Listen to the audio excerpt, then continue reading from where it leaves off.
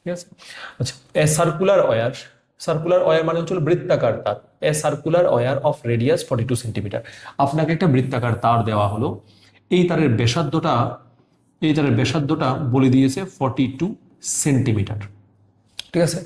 Is bent in the form of a rectangle, মানে এই তারটাকেই এই বৃত্তাকার তারটাকেই আপনি এক সাইড দিয়ে কেটে দিয়েছেন, তাহলে এটা কিসে হয়ে যাবে? একটা সোজা তারে হয়ে যাবে, কনভার্ট হয়ে যাবে, সোজা তারের রূপ নেবে। এবার এটাকে আপনি একটা রেক্ট্যাঙ্গেল বানিয়ে নিন।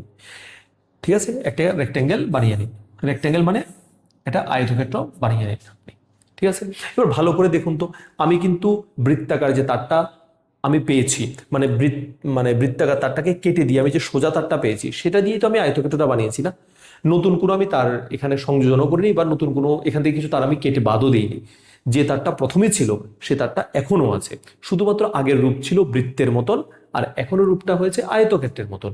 সুতরাং বৃত্তের পরিসীমা যেটা, সেটাই আয়তক্ষেত্রের পরিসীমার সমান হবে। বোঝা গেছে কিনা দেখুন, যে বৃত্তটা আমরা বানিয়েছি সেই বৃত্তের পরিসীমা যেটা হবে সেটা আয়তক্ষেত্রের পরিসীমার সমান হবে। কেন? কারণ আমি সেই বৃত্তের পরিসীমার সমান তার দিয়ে আমি কি বানিয়েছি? আয়তক্ষেত্র বানিয়েছি।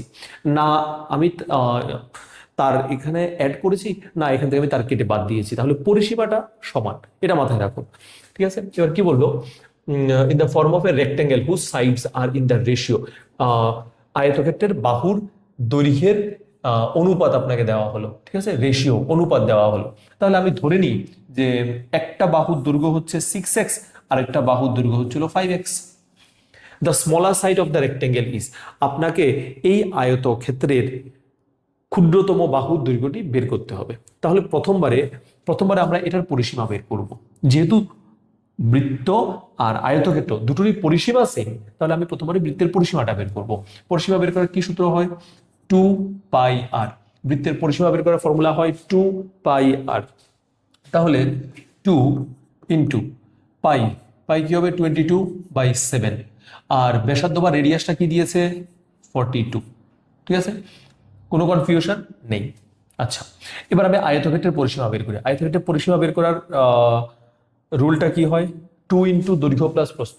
2 ইন্টু দৈর্ঘ্য প্লাস প্রস্থ। ঠিক আছে, তাহলে 2 ইন্টু দৈর্ঘ্যটা কত হচ্ছে? 6x প্লাস প্রস্থটা কত হচ্ছে? 5x। 2 ইন্টু দৈর্ঘ্য প্লাস প্রস্থ। ঠিক আছে, এবার দুজনেরই পরিসীমা সেম, তাহলে আমি এই দুটোকে সমান করে দিতে পারি। দেখুন বোঝা গেছে কিনা? দুটোকে আমি সমান করে দিতে পারি। তাহলে সমান করে দিলে আমার কি হবে? 2 ইন্টু 6x প্লাস 5x, তাহলে কত হচ্ছে? 11x equal to 2 into 22/7 into 42। আমরা একদম বেসিক থেকে শুরু করব। যারা আপনারা ফার্স্ট করতে পারছেন তারা ফটাফট করে নিন। ঠিক আছে, আমরা একদম বেসিক থেকে করাচ্ছি, যাতে একদম নিউ যে কামার আছেন ওনারা যাতে সুবিধা হয়।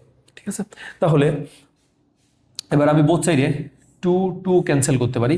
11টা আমি ডিভাইড করে দিচ্ছি, কারণ প্রোডাক্ট গুণ রূপে যদি থাকে তাহলে দিক পরিবর্তন এসে ভাগে যাবে। তাহলে or x equal to 22 into 42/7 into 11।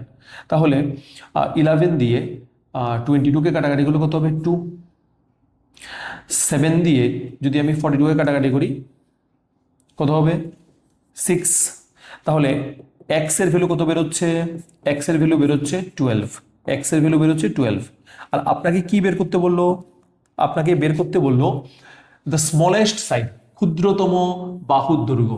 আয়তক্ষেত্রের ক্ষুদ্রতম বাহুর দৈর্ঘ্য। এবার ভালো করে দেখুন, আয়তক্ষেত্রের একটা বাহুর দৈর্ঘ্য হচ্ছে 6x, আর একটা বাহুর দৈর্ঘ্য হচ্ছে 5x।